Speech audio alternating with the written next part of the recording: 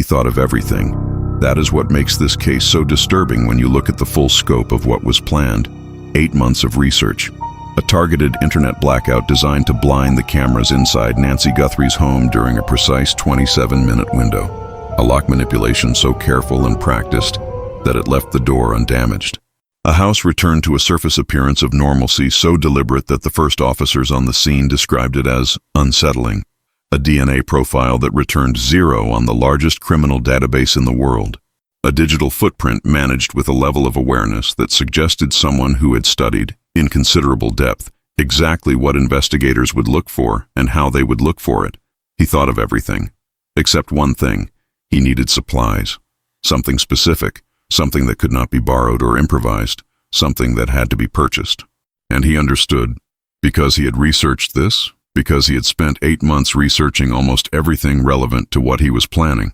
That a purchase made with a credit card or a debit card creates a record, a timestamp, a location, a transaction that can be pulled by a federal warrant and placed on a timeline that prosecutors can show to a jury. So he paid cash. He drove to a Walmart approximately 6 miles from Nancy Guthrie's home on Habersham Street in Savannah, Georgia. He selected what he needed. He went to a register. He paid with cash. No card, no bank record. No digital transaction that could be traced back to his name or his account or his address. He walked back to his vehicle. He drove away. And the parking lot cameras recorded every second of it. The vehicle arriving. The vehicle parking. The door opening. The figure walking from the vehicle to the store entrance. Face visible. Gate visible. Clothing visible. The license plate captured at an angle that preserved every character. The timestamp on the footage, precise to the second. He had thought about the cashier. He had not thought about the parking lot. That single oversight, that one gap in 8 months of otherwise meticulous planning, became the piece of evidence that locked every other piece of evidence together. The piece that took an IP address and a cell tower and a DNA profile and a partial vehicle capture on a pharmacy camera and turned them into a specific human being with a name and an address and a vehicle registration and a face that investigators could place at a Walmart parking lot at a time consistent with the planning timeline documented on his seized device. One parking lot, one camera, one moment he did not account for. This is the full story of how that oversight broke this case open. What the footage confirmed, and what it means for a man who spent 8 months trying to make himself invisible. Stay with me. Before the parking lot, before the Walmart, before the cash purchase and the camera and the license plate that investigators had been looking for since day 2, there was Nancy Guthrie. And you cannot understand the weight of what that parking lot footage represents without first understanding who it was ultimately about. Not the suspect, Nancy. Nancy was 63 years old. She had lived on Habersham Street in Savannah's Victorian district for 22 years. The house had been hers and Robert's, her husband, who had died 11 years before her disappearance. Nancy had stayed after he died because the house was where her life was rooted. The garden she had built and tended over 2 decades. The neighbors who knew her name and her routine and asked after the dog she had not owned in years because she was that kind of neighbor. The kind whose presence becomes part of the texture of a street. The wide front porch with the 2 green chairs she had spent 3 weekends choosing the exact right color for. She had been a licensed practical nurse for 31 years. Cardiac unit at Memorial Health University Medical Center. Her former colleagues, when they spoke to reporters after she disappeared, used the same words over and over without knowing the others had used them. Patient, steady, present. The kind of nurse who made every person in her care feel like they mattered more than the next task on the list.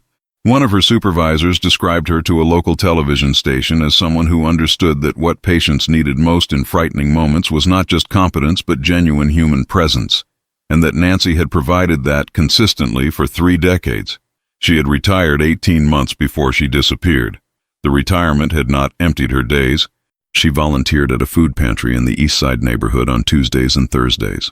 She had taken up watercolor painting, which she described to her daughter Carla as harder than it looks and more rewarding than she had expected.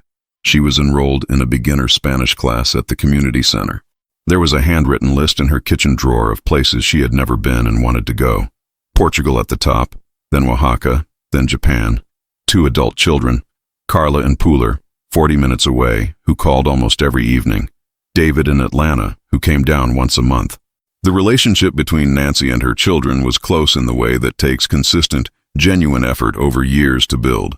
Her routines were predictable in the way that a well-lived life tends to be. Morning walk to Forsyth Park at 6:45, coffee before and after, the food pantry on Tuesdays and Thursdays, afternoons for errands and neighbors and phone calls, evenings at home with dinner and the news and a book and chamomile tea and bed by 10 or 10:30.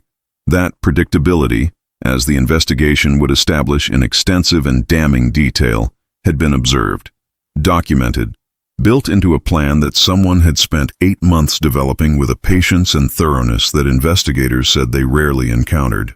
The last confirmed normal moment of Nancy's life was a 14-minute phone call with Carla at 9:12 p.m. that Tuesday evening. Nancy talked about her Spanish class. She mentioned the neighbor who had stopped by. She said she was tired and going to bed. She said she loved Carla. She said goodnight. The next morning, 4 calls from Carla went unanswered before 8 a.m. By 9:52, Carla was at the house. The door was locked. The car was in the driveway. Inside, the purse, the phone, the reading glasses on the nightstand beside a book left face down, the chamomile tea on the kitchen counter, half full. Nancy Guthrie was gone. And the investigation that followed was serious from the first hours and federal from day 5. The scene at Nancy's home told investigators a story about preparation. No forced entry at the front. The back door lock manipulated with precision, opened cleanly, without damage, in a way that required skill and practice. The house undisturbed to a degree that spoke to procedure, the surface normalcy of a home that had been returned to the appearance of nothing having happened. The neighbor's camera had captured the figure at 1:47 a.m.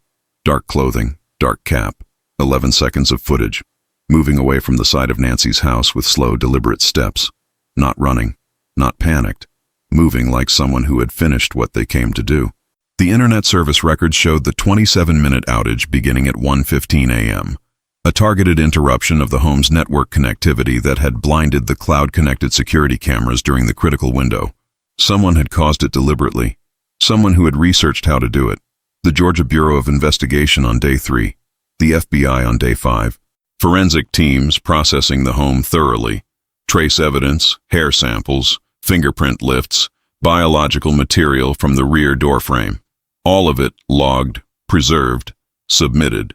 And then, in the days that followed, the beginning of the evidence picture that would eventually lead to a parking lot in Savannah, Georgia, and a camera that had been recording when it needed to be recording. Investigators pulled footage from every camera within a 3-block radius of Nancy's home. A pharmacy camera 2 streets over captured a dark sedan moving slowly through a connecting street at 1:31 a.m. on the night Nancy disappeared. The angle was poor, the plates were not visible, but the vehicle profile, make, body type, general dimensions, was there, partial, useful.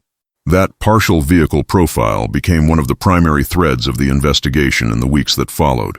Investigators cross-referenced it against registered vehicles belonging to everyone in Nancy's known contact network. The profile was consistent with a vehicle registered to a specific individual, someone whose phone number had already been flagged for elevated contact with Nancy in the weeks before her disappearance. When investigators contacted that individual to discuss the vehicle, he provided an alibi for the night in question. The alibi was a person. The person confirmed it. The confirmation appeared to hold, but investigators kept the thread, because the behavioral profile generated by the FBI's analytical unit continued to point towards someone with direct, sustained knowledge of Nancy's life, someone who had been in her world, someone with access to the kind of detailed information about her routines and her home that does not come from casual observation. On day 19, federal warrants were obtained for the full phone and internet records associated with the flagged individual. The records returned on day 22 and contained the search history that became the centerpiece of the premeditation evidence. 8 months of searches, traced to a specific IP address, documenting a progression of research that covered Nancy's address, home security systems, internet connectivity and how to interrupt it, sedatives and their detection windows, tidal geography south and southeast of Savannah, and the mechanics of law enforcement forensic investigation. 243 days of planning, documented in his own search history, on his own device, traced to his own IP address. On day 24, the device was seized. Forensic analysis confirmed the searches. It found organized notes, photographs of Nancy's property taken across multiple seasons. Communications that analysts characterized as documenting the progression of a plan. The evidence was building. Every thread led to the same individual. The phone records, the search history, the IP address, the cell tower data placing his phone in the vicinity of Habersham Street on multiple occasions in the days before Nancy disappeared. But the vehicle, the dark sedan on the pharmacy camera at 1:31 a.m., was still only a profile, a shape, a type, not a confirmed plate, not a confirmed identity attached to a specific registered vehicle on a specific night. Investigators needed something that put that specific vehicle, with that specific plate, in the hands of that specific person, in a context that was unambiguous and documented. They found it at a Walmart. The Walmart footage was not discovered through a targeted search. It was discovered through the kind of methodical, expanding evidentiary canvas that federal investigations conduct as a matter of standard procedure, pulling surveillance footage from commercial locations in a defined geographic radius around both the crime scene and the locations associated with the primary subject of the investigation. The Walmart in question is located approximately 6 miles from Nancy Guthrie's home on Habersham Street. It falls within the broader geographic area that investigators were canvassing as part of the effort to document the suspect's movements during the planning period identified in the search history. The specific date of the Walmart visit, which has not been publicly disclosed but which investigators have described as falling within the planning timeline documented by the search history, corresponds to a period when the suspect was, based on the evidence, in an active phase of preparation, not the earliest research phase, not the final surveillance phase. The middle phase, when the plan had been sufficiently developed that specific materials or supplies were needed. The parking lot footage was pulled as part of the canvas. An analyst reviewing it identified a vehicle consistent with the profile established from the pharmacy camera footage. The vehicle arrived, parked, and its occupant walked toward the store entrance. The analyst flagged it. The footage was pulled in full and enhanced. What the enhancement revealed was significant on multiple levels simultaneously. First, the face. The parking lot camera's angle and the lighting conditions at the time of the visit combined to produce a clear image of the occupant's face as he walked from the vehicle toward the store entrance. Not a partial, not a silhouette. A clear, usable facial image that investigators could compare against their subject. The comparison was made. The face in the parking lot footage matched the individual who was the primary subject of the investigation. Second, the vehicle. The parking lot camera captured the vehicle from an angle that included the rear license plate. The plate was fully legible. Investigators ran the plate. The registration matched the vehicle registered to their subject. Third, the timestamp. The parking lot footage was timestamped with a date and time that investigators were able to place, with precision, within the planning timeline established by the search history on the seized device. The visit to the Walmart was not random. It was consistent with the phase of preparation that the search history documented as occurring during that period. The parking lot footage did not just confirm that their subject had been at a Walmart. It confirmed that he had been there, in his own vehicle, with his own face, at a time consistent with active preparation for what happened to Nancy Guthrie. And it resolved the vehicle question that the pharmacy camera footage had raised and left partially answered for weeks. The dark sedan on the pharmacy camera at 1:31 a.m. on the night Nancy disappeared, the vehicle that had been identified as consistent with his vehicle but not conclusively confirmed, could now be placed in a chain of evidence that included a confirmed identification of his vehicle with confirmed plates from a separate source. The Walmart parking lot footage was the bridge between the profile and the confirmation. Investigators cross-referenced the two sets of footage. The vehicle profile, the specific identifying features that were visible in the parking lot footage but not the pharmacy footage. The characteristics matched. Same vehicle, same owner, documented at a Walmart during the planning period. Captured in the vicinity of Nancy Street at 1:31 a.m. on the night she disappeared. He had paid cash at the register. He had been careful about that. He had not been careful about the camera 14 feet above the parking space he had chosen. The significance of the parking lot footage extended beyond the vehicle confirmation. It had a psychological dimension that investigators and prosecutors noted when they assembled the full evidentiary picture. 8 months of planning, the research, the surveillance, the internet blackout, the careful manipulation of the lock, the deliberate return of the house to surface normalcy. the DNA sample that returned 0 on CODIS. The digital trail managed with an awareness of forensic investigation that suggested someone who had studied the subject carefully. And then a Walmart parking lot. The gap between the sophistication of the planning and the simplicity of the oversight was significant to investigators, not just as a lucky break, but as an illustration of a principle that experienced investigators understand well. No plan, regardless of how carefully constructed, accounts for everything. The more elaborate the plan, the more points of potential failure it contains. The more variables the planner attempts to control, the more variables exist that can fall outside their control. He had controlled for the cameras inside Nancy's home. He had controlled for the financial trail at the register. He had not controlled for the camera in the parking lot. Not because he was unintelligent, not because he had been careless in some general sense, but because every plan has a blind spot. Every plan has the thing the planner does not think to think about. And the larger and more complex the plan, the harder it becomes to identify every blind spot before it matters. The parking lot camera was his blind spot. One oversight.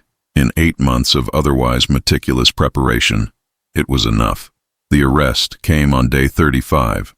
The individual taken into custody is a 61-year-old man.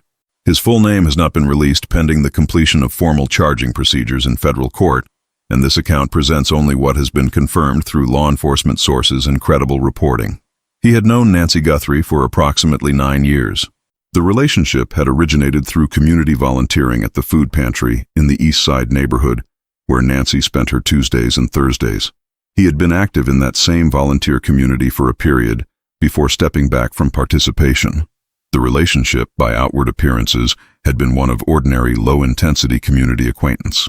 Friendly, unremarkable. The kind of relationship that leaves no trace of concern in the memories of the people who observed it. He had no criminal record. No prior convictions, nothing in any accessible database that would have appeared as a warning to Nancy or anyone around her. From every external perspective, he was exactly who he appeared to be.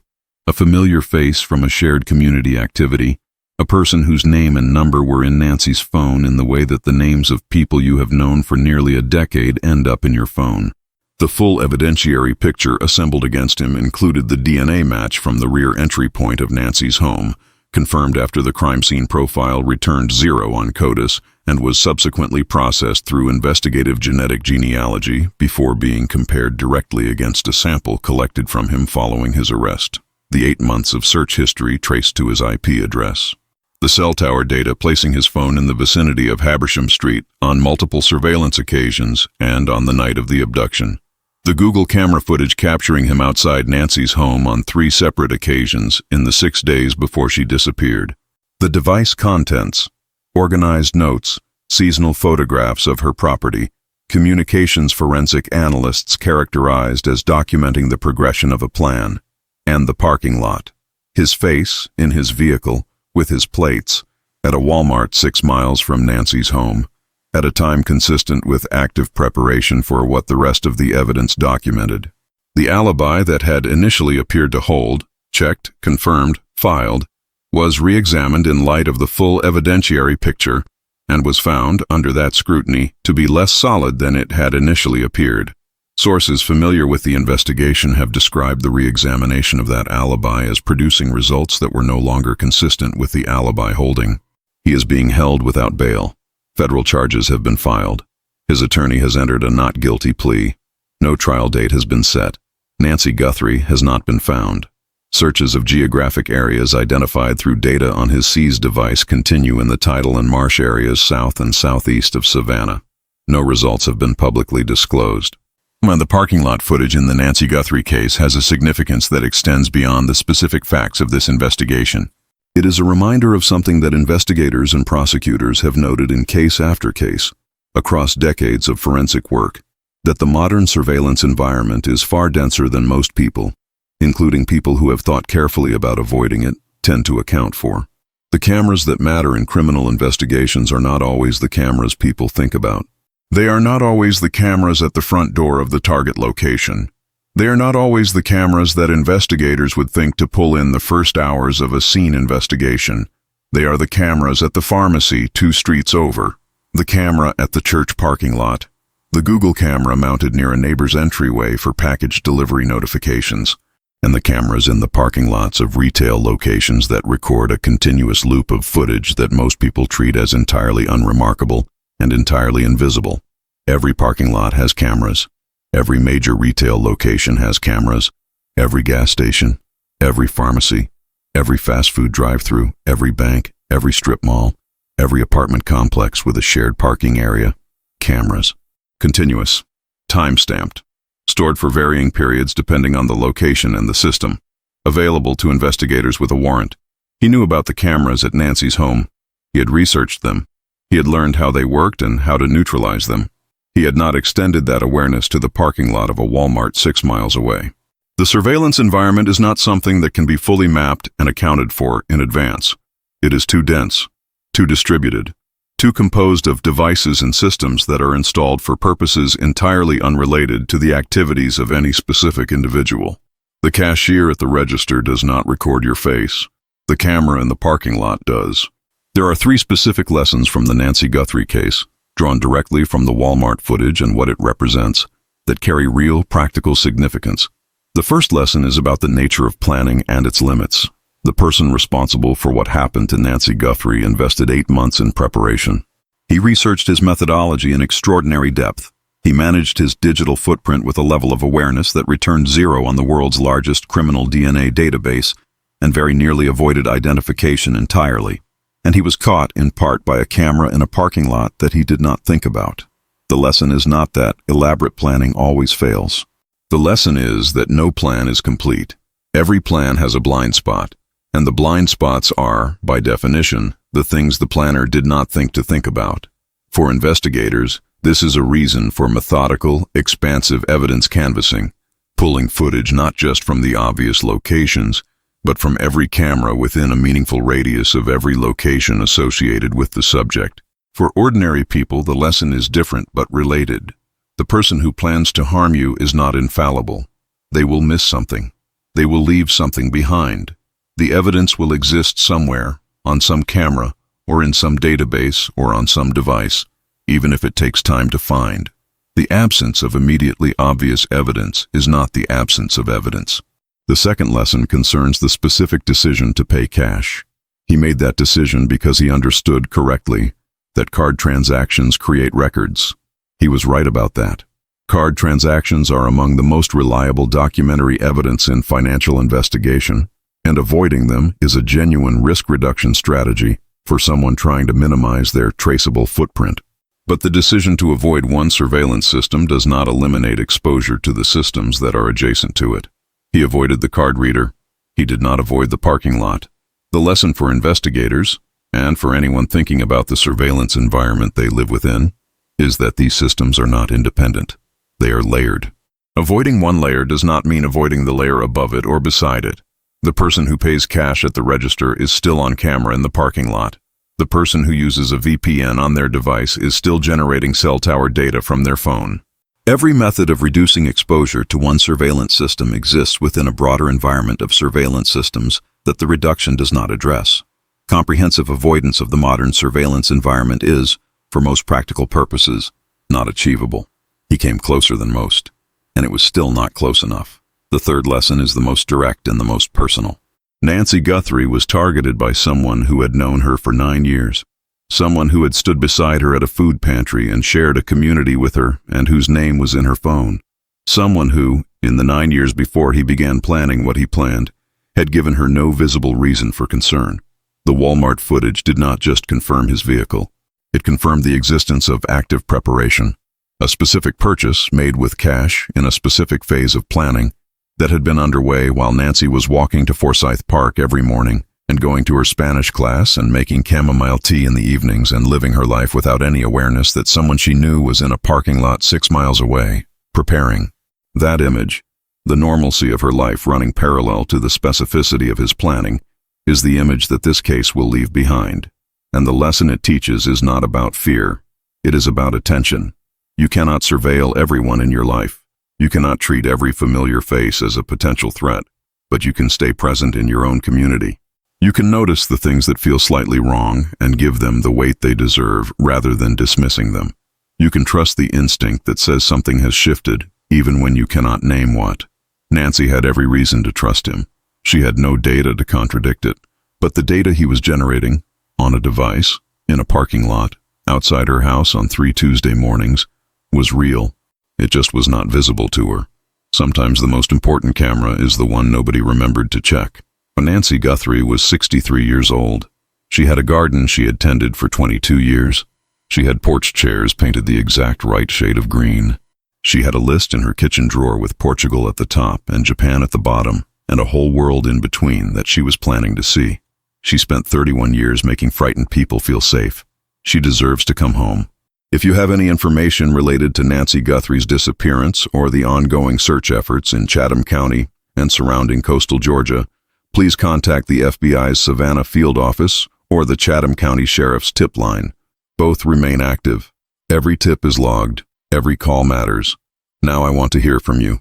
The parking lot camera, the one piece of the surveillance environment that he did not account for in 8 months of otherwise meticulous preparation. Does that change how you think about the density of the surveillance landscape that surrounds ordinary daily life? And do you think there are other pieces of footage out there, at other locations he visited during those 8 months of planning, that investigators have found but not yet disclosed? Tell me in the comments. This community asks these questions seriously, and your perspective is part of how we make sense of what the evidence is telling us. If you believe that understanding the full picture, every piece of evidence, every oversight, every moment where the plan met the reality it could not fully control, is worth your time, then subscribe. Every week we go deep on the cases that demand real answers, not headlines. The evidence in full. Hit the like button if this video gave you something to think about. It helps more people find Nancy's story, and Nancy Guthrie's name deserves to be known. We'll see you in the next one.